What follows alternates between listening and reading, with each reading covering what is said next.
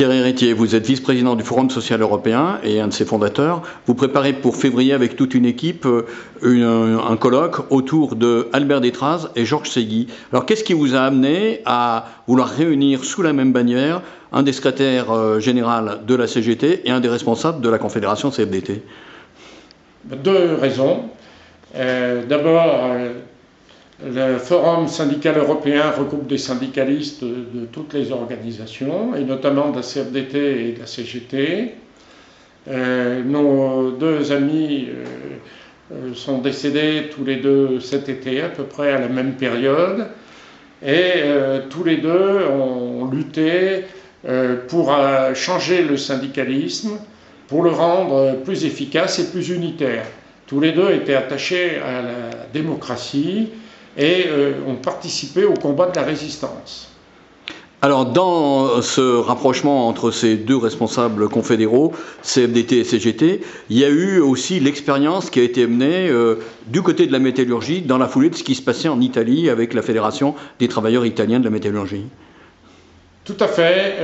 Nous, dans la région Rhône-Alpes en particulier, mais dans toute la CFDT, l'influence du syndicalisme italien a été très grande.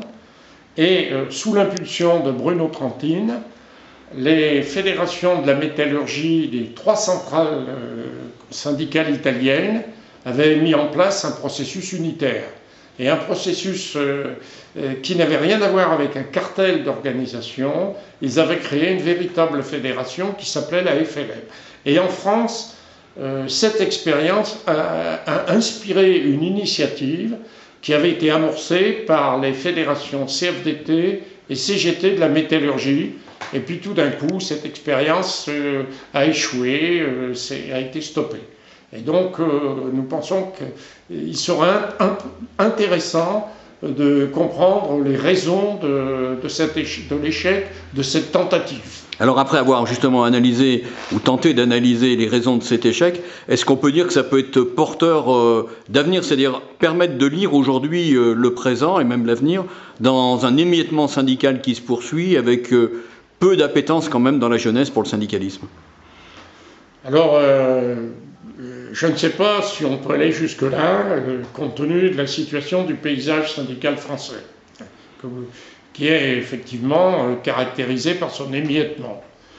Je pense par contre que l'analyse de l'histoire est toujours nécessaire pour comprendre une situation et pour définir un projet d'avenir.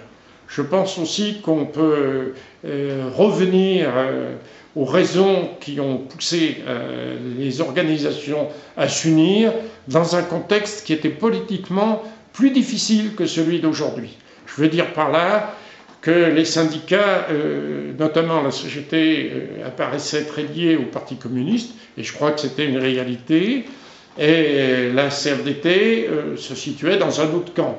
Donc, malgré ces difficultés idéologiques très fortes, à l'époque de la libération et pendant très longtemps, les syndicats, dans l'intérêt des travailleurs, pratiquaient l'unité d'action.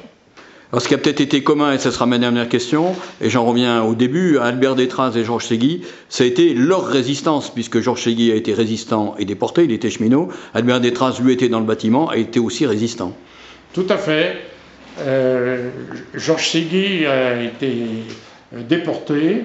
Albert Détraz s'est engagé dans les corps francs et a fait de la résistance. Il a combattu les nazis, les armes à la main, puis après dans la résistance. Et je pense que tous les deux ont été capables de résister aussi aux idées dominantes de leur milieu, qui se sont affranchis des pesanteurs qui pouvaient les paralyser pour avancer. L'un, en 1978, Georges Ségui, avec le congrès de Grenoble, a voulu transformer le syndicalisme et la CGT. Il a ouvert au monde.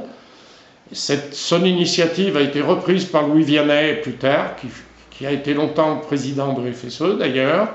Quant à Albert Détraz, il est l'un des artisans de la transformation de la CFTC en CFDT, de son ancrage dans les milieux populaires, dans les ateliers, dans les bureaux. et de son ancrage aussi, disons, sur des positions de défense des salariés. Et celui qui a popularisé la thématique de l'autogestion au sein de la CFDT. Et Albert Détraz a été, notamment en 1968, celui qui a lancé le concept d'autogestion, en tout cas qui l'a fait vivre.